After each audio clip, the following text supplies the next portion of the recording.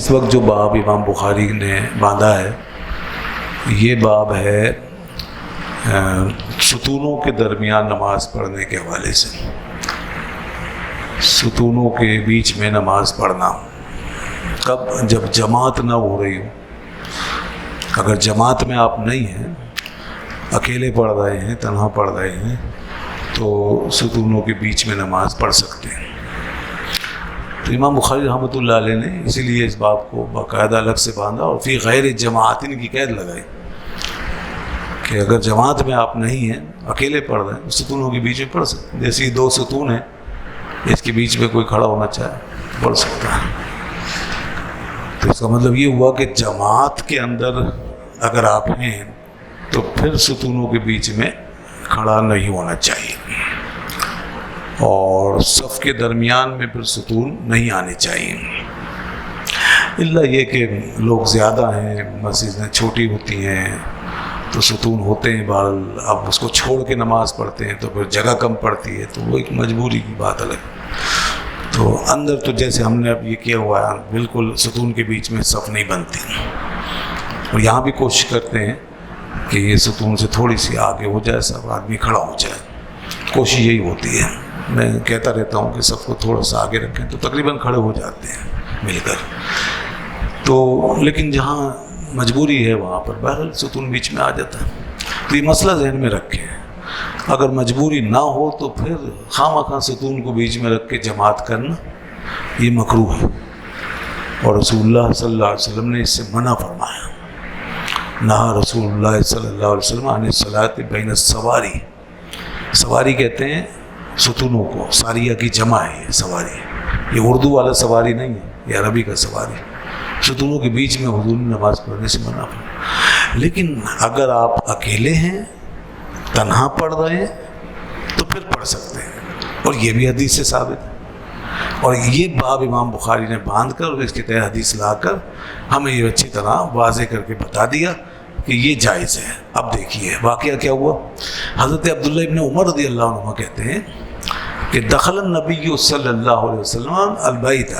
نبی صلی اللہ علیہ وسلم کعبۃ اللہ میں داخل ہوئے، وہ اسامہ بن زید، اور اسامہ بن زید بھی داخل ہوئے، وہ عثمان بن طلحہ، اور عثمان بن طلحہ بھی داخل ہوئے، وہ بلال، اور بلال بھی داخل ہوئے.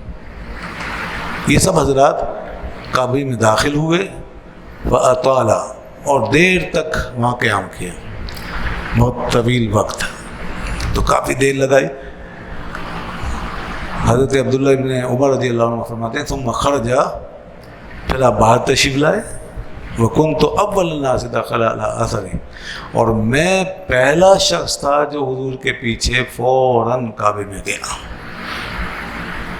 میں پہلا شخص تھا. یہ لیٹ ہو گئے، بعد میں پہنچے جب وہ داخل ہو چکے تھے سب، ورنہ یہ ساتھ ہی چلے جاتے، یہ پھر پیچھے نہیں رہتے، ساتھ ہی جاتے. اور دوسری روایت میں ہے کہ وہ جب سب چلے گئے تو پھر دروازہ بند کر دیا گیا.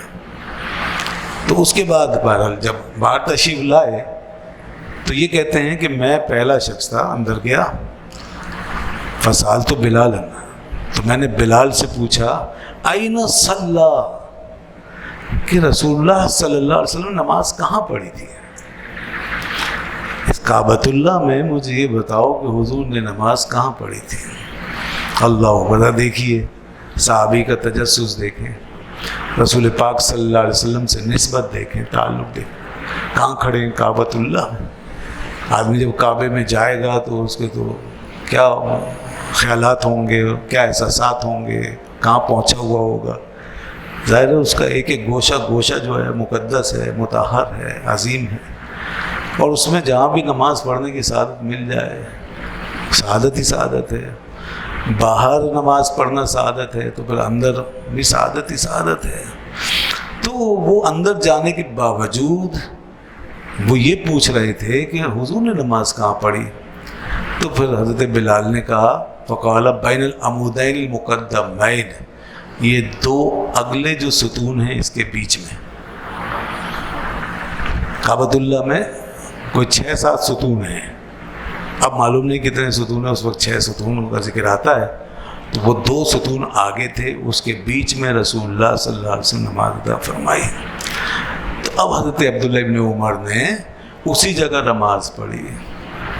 وہ اسی لیے پوچھ رہے تھے کہ میں وہ جگہ جہاں حضور نے نماز پڑھی ہے اس میں نماز پڑھوں، تاکہ مجھے رسول پاک صلی اللہ علیہ وسلم کی پوری برکت مل سکے، حضور کا پورا فیض مجھے مل سکے، اس جگہ میں جو برکت اللہ نے رکھ دی ہے وہ مجھے میسر ہے۔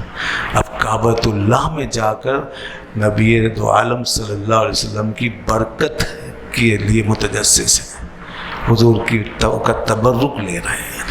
کعبہ خود برکت کا خزانہ ہے، کعبہ کے لیے اللہ نے فرمایا یہ مبارک جگہ ہے، برکت والی جگہ ہے، لیکن وہ وہاں پہنچ کے بھی حضور کی برکت ڈھونڈ رہے ہیں۔ یہ ہے وہ تعلق رسول پاک صلی اللہ علیہ وسلم سے، یہ ہمیں صحابہ کرام سے ملا ہے۔ میں نے پہلے بھی پچھلے درس میں بھی حضرت عبداللہ ابن عمر کے حوالے سے بتایا تھا کہ وہ سفر میں بھی انہی جگہوں کا انتخاب کرتے تھے جہاں جہاں رسول پاک صلی اللہ علیہ وسلم نماز پڑھی، پھر وہیں نماز پڑھتے، وہ ڈھونڈتے تھے، تلاش کرتے اور ان جگہوں کو ذہن میں رکھتے، یاد رکھتے تھے، اور یہاں بھی انہوں نے پوچھا اور پھر اس کے بعد اسی جگہ پہ انہوں نے نماز پڑھی۔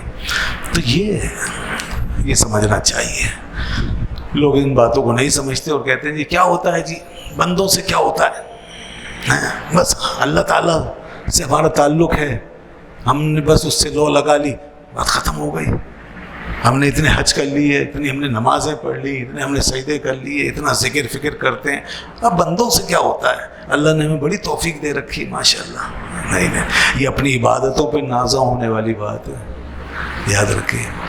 تو بندوں سے کیا ہوتا ہے یہ نہیں سوچنا چاہیے۔ اور بعض بڑی جرت کرتے ہیں، کہتے ہیں جی شرک ہو جاتا ہے، کہیں خدا کے بندے کے معاملے میں کہیں کوئی بندہ حائل ہو جائے تو شرک ہو جاتا ہے، تو کسی بندے کو بیچ میں نہیں آنا چاہیے۔ نہیں، یہ عبادت ہے، کعبہ کی جگہ توحید کا مرکز، اور پھر رسول پاک کی برکت کا تصور ہے نہیں، حضور کا وسیلہ ہے نہیں۔